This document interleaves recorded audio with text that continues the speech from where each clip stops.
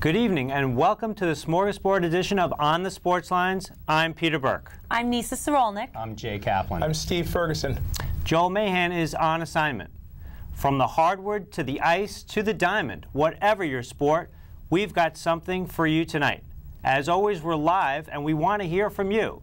Send your emails to fanspeak@onthesportslines.com. You write them and we'll read them on the show. To borrow from a classic Beatles tune, 20 years ago today, Danny Manning taught the Jayhawks to play. Kansas celebrated their 20th anniversary of their second title by beating the Memphis Tigers 75-68 in overtime to win their third NCAA basketball championship. Mario Chalmers was named Most Outstanding Player of the Final as Kansas took home the crown. Nisa, break down this game for us, would you?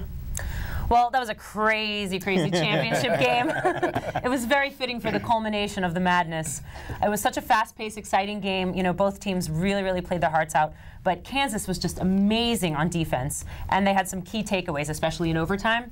But I think what really happened is that Memphis blew the game because they made two major mistakes in the final minute of regulation. Of course, first of all, was the critical missed free throws by Chris Douglas-Roberts and Derrick Rose. But more importantly, when there was 10 seconds left and they were up by 3, you call a timeout, you regroup, and you foul Mario Chalmers. How do you not foul him and let him make that three-point shot and send it to OT? You know, I don't know, and it's a question of sometimes a lot of coaches have this philosophy that they want to play straight-up defense. They don't want to foul, and they don't want to send a guy to the line because they're worried he makes the first, kicks the second on purpose, offensive rebound, put back, game over. I got to agree with you, though. I think Calipari, even if he couldn't call the timeout, these guys should have known to foul. Yep. Well, Calipari did say in his post-game interviews that his intention was for them to foul him, but somehow it didn't translate. Yeah. You can't risk a miscommunication in a national championship game. You need to take that time out and and make sure your players know what you want them to do. Because he may have wanted them to, but they didn't do it. Right, and here's the other thing that, you know, the other mistake that I saw that not a lot of people pay attention to. They're, you know, on their Memphis' last possession, instead of working as much time off the clock as possible, they attacked the basket instead of pulling it out. They were up by 2. Clock was the thing they needed to deal with, not worried about getting another point on the board. But you know, you talk about Douglas Roberts and Derrick Rose missing free throws. 1 for 5 down in the last 15 in regulation, including 1 for 4 in the last 16 seconds. Wow. You know, and the thing is, people were talking about Memphis comes into the tournament, and this is the Achilles heel. We all talked about this. 339th in the country out of 341 teams in free throw shooting. But you know what? Chris Douglas-Roberts and Derrick Rose took the bulk of the free throws, almost 72% of the free throws for this team. They hit almost 87% in the tournament. So you figured they had the monkey off their back. They just, you know what? When it came down to crunch time. And those are two of their better shooters. Those are the guys you want there. Those are the ones you want there, and that's the thing. Their foul shooting definitely did them in. Do you know what though? You got to give props to Kansas's defense. They get down big. You know, they climb their way back, down 9, 2 minutes, 12 seconds. They don't panic. They just play their game. They did the one thing that UCLA didn't do. UCLA tried to play Memphis' game. Kansas did not do that. They did what they do best. They relied on their defense, and they relied on their bench. Kansas's bench should get some serious credit here. Absolutely. 3 players, 59 minutes, 15 points, 6 rebounds, 6 assists. They held Memphis's bench to 2 points, 3 rebounds, no assists. Yeah, their defense was as tenacious as I've ever seen. I mean, I was watching the NC game. Sorry, Jay. I mean, they held NC to 35% field goal shooting. But they were double and triple teaming, and you couldn't find an open space playing this team. No, and whereas Memphis, you know, Joey Dorsey didn't really get involved offensively against UCLA, but he did the job defensively. He was missing in action the entire game. Never really seemed to find their rhythm throughout the game. It seemed they were struggling the whole time throughout, and those free throws at the end just really crushed them. And then in overtime, Memphis couldn't make anything. They were missing every throw they tried. I think they were gassed. Yeah, I really do. I think, and that was the thing, like you said, I think Kansas just had more poise when it came down to it at the end, and they had just a little bit more energy in that overtime. And I got to give Bill Self credit. He made a decision about midway through, or early in the second half, to go box and 1 on Chris Douglas-Roberts. That paid off on them, but it gave Derrick Rose a chance to totally exploit that defense. He scored 14 points 14 of 16 points in the last 17 minutes of the game. So, you know, Bad decision, but he got himself out of it. You know what? And here's the thing. You got to feel for Rose. This kid plays as hard as a freshman. Oh, yeah. You know, and he's probably going to the NBA next season. If Memphis wins, he's MOP of the Final Four. 21 points a game on 55 shooting. He was their offense, him and Douglas Roberts. You know, a couple of interesting tidbits coming out of this tournament. You know, first time you've got all 4 #1 seeds making it. 7th time in Final Four history that the championship game went to overtime. Interesting. It was an interesting tournament in terms of that. Do you guys think Derrick Rose would be the top player in the draft, or do you think it's going to be Beasley, maybe? If they go 1 and 2, I couldn't pick an order right about now. I don't think I could either at this point. Well, it was a great finish to March Madness, and March Madness takes us right on into NHL playoff hockey, which, you know what, springtime, you got a little issue with keeping the ice cold, but there's no issue with regard to the heated rivalry involved between the Devils and the Rangers. Guys, talk about the Battle of the Hudson, if you would. Devils, Rangers, first round series last night. The Rangers, the Blue Shirts, take game 1, 4-1. You know, you talk of this is the Hudson River rivalry. It's the 5th playoff matchup they've had together, 2nd in 3 years since the strike. Devils come in a little loose. You know, they're not exactly on a high note. Granted, they did win the last game of the season against the Rangers, but they haven't won a game in regulation since March 15th. That's a span of 10 games, while the Rangers are 15-5-5 in their last 25 games. Key to this series, goals, as in which offense is actually going to score them. You know, the Rangers are 25th in the NHL in goals scored. The Devils are 27th. The Rangers are 21st in power play. Devils are 24th. The flip side of that, both teams, with the tight checking styles that they play to eliminate odd man rushes, Rangers number 4 in the league in goals allowed, Devils number 5. Wow. And the other thing it's going to come down to is the goaltending, because you've got 2 amazing goaltenders. Brodeur and Lundqvist are amazing. 2 of the best in the business. Yeah. Lundqvist had 10 shutouts this year, and the Devils were shut out 11 times. That's interesting. Yeah. Brodeur made that key mistake on the 2nd goal by Ryan Callahan. That was an amazing goal. Yeah, you talk about the Rangers scored every way possible.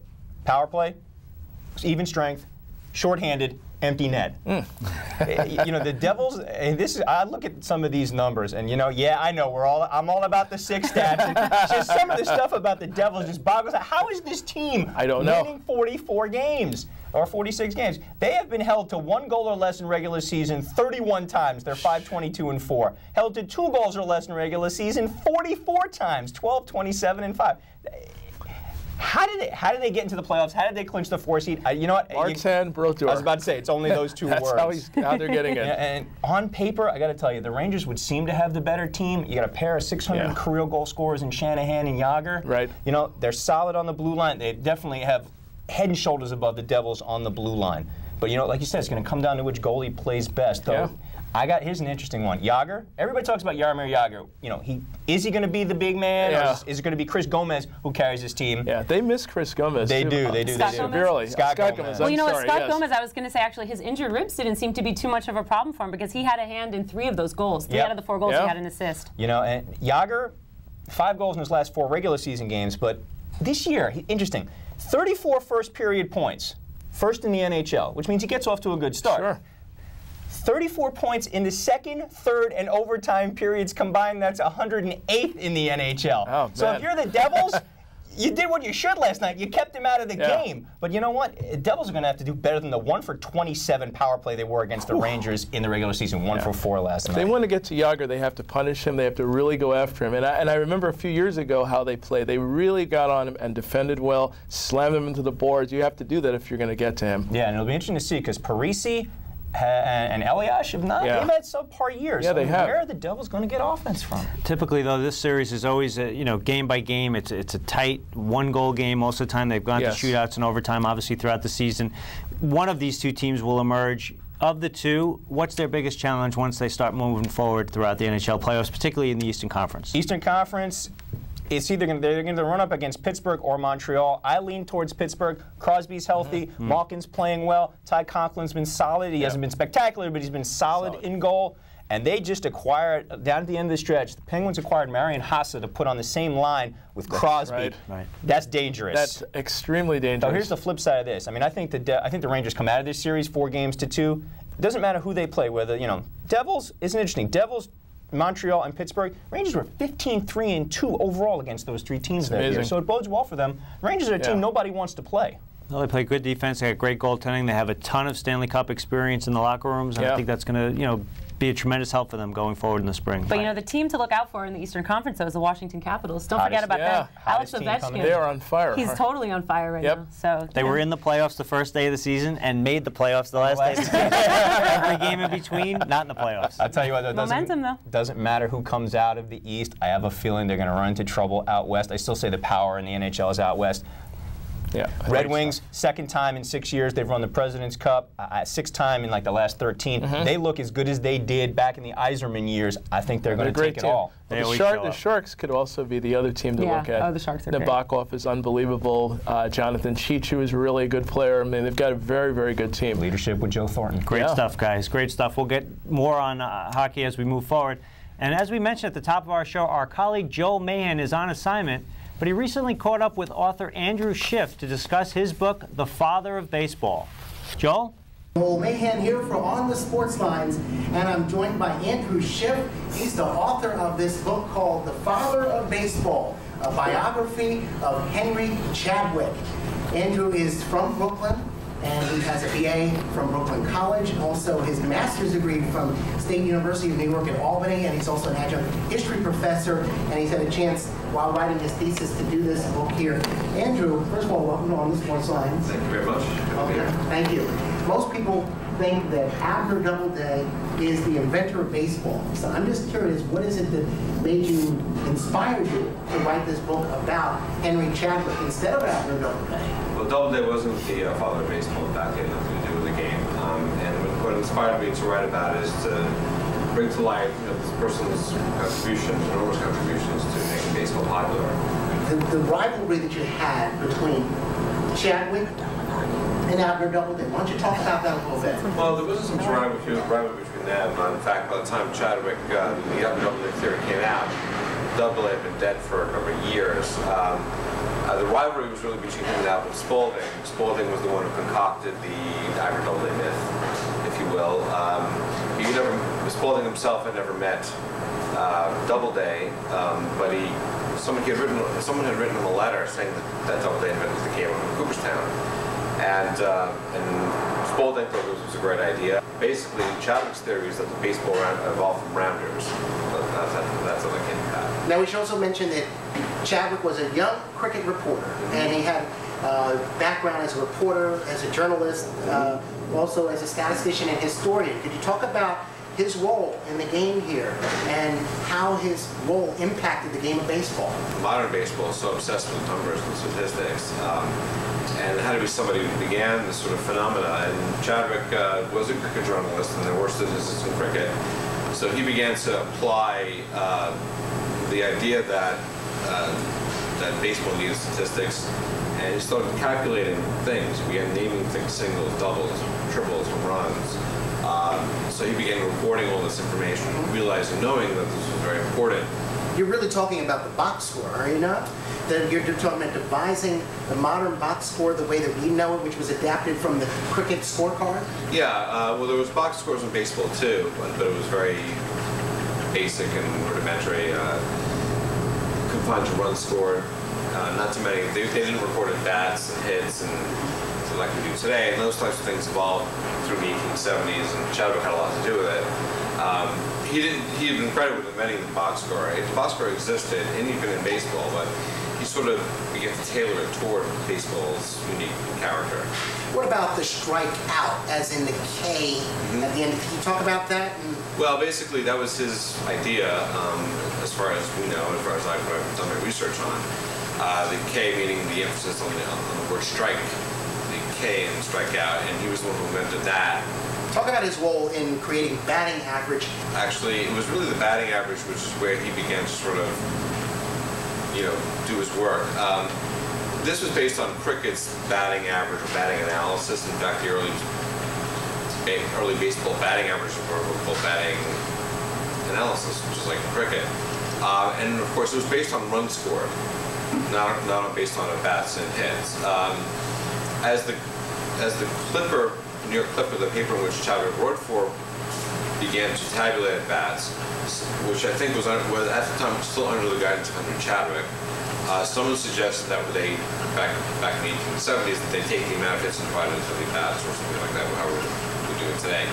And Chadwick endorsed the idea, and then that's the way it's been done ever since. It's been the most phenomenal, popular way to tabulate a batting average. He demonstrated, did he not, the rotation of the curveball?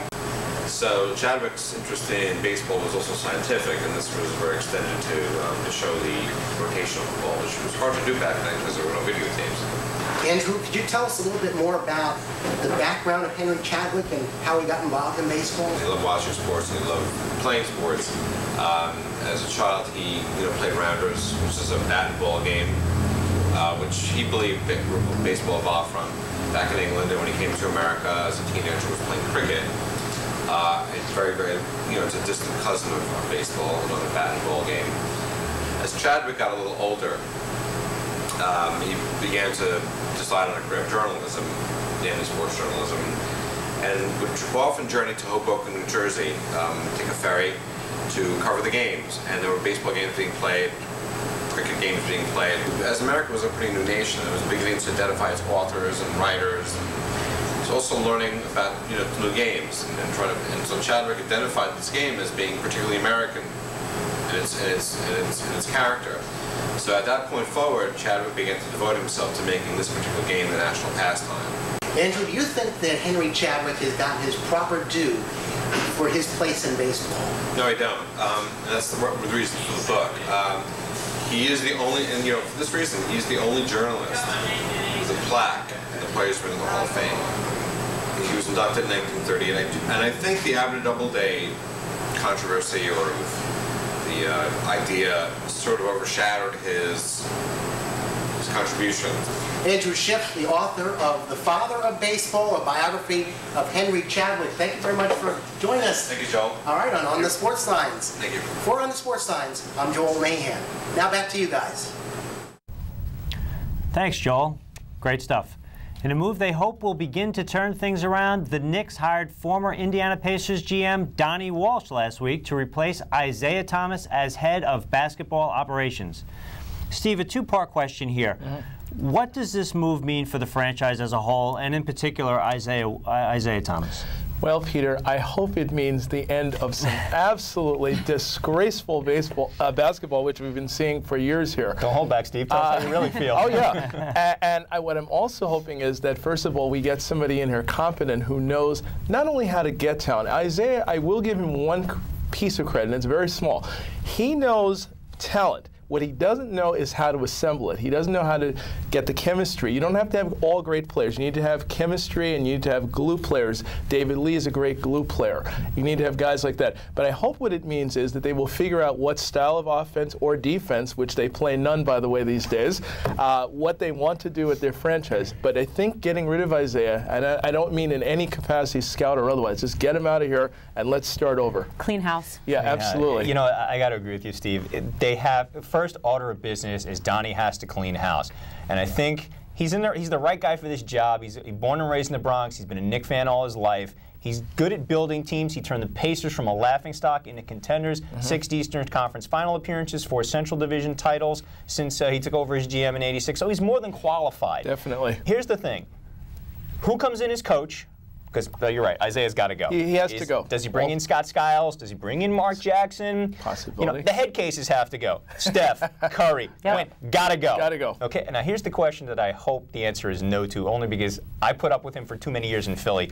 Billy Knight's being whispered as being the guy he would tab to be GM because Knight worked for him in Indiana. Billy Knight, huh? Yeah. That's not a big scary, fan of that. scary proposition, isn't it? But you know what? I hope Dolan gives him the authority he needs. I hope so too. The mandate, Dolan said his mandate is this: do whatever is necessary to turn this team around. Wow.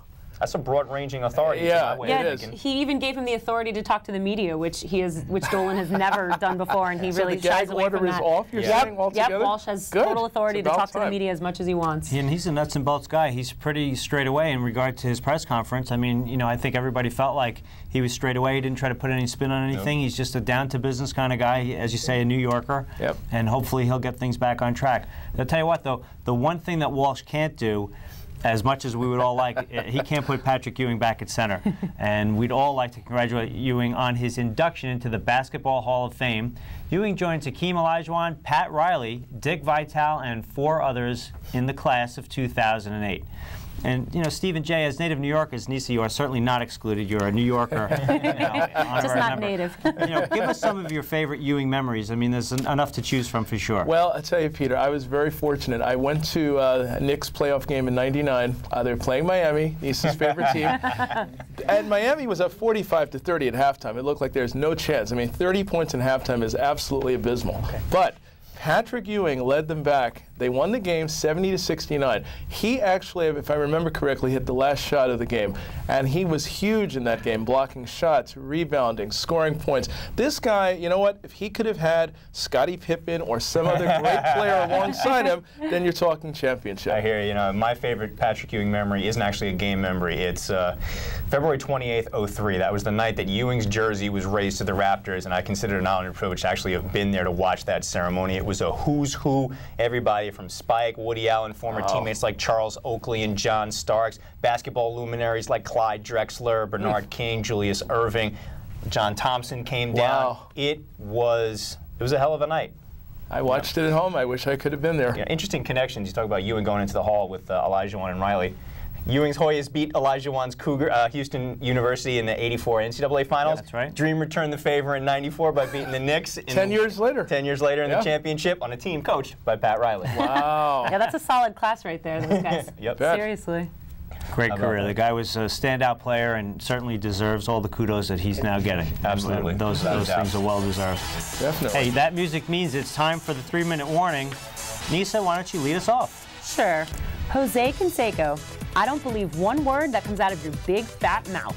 You go on Nightline and claim Alex Rodriguez asked you to introduce him to a steroid supplier, but then refuse to name the alleged supplier or give any proof of these claims.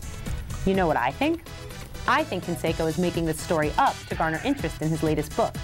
I think he's being vindictive because maybe in Alex's bachelor days he hit on Canseco's wife. I think Canseco needed steroids to be a great baseball player and is envious of A-Rod's natural athletic abilities. I think if A-Rod did do steroids or HGH, it would likely be similar to the Andy Pettitte situation where he only tried it a few times, and even more likely for rehabilitation purposes. Not only has Alex never even been questioned about performance enhancers, but he doesn't have the physical characteristics of a frequent steroid user, a la Barry Bonds, Mark McGwire, or Roger Clemens with their massive heads and bodies. It's pretty obvious to me that Canseco and Clemens are part of an old boys club that will protect each other no matter what the cost. I mean, Canseco said he believed everything Clemens said at the congressional hearings. Please.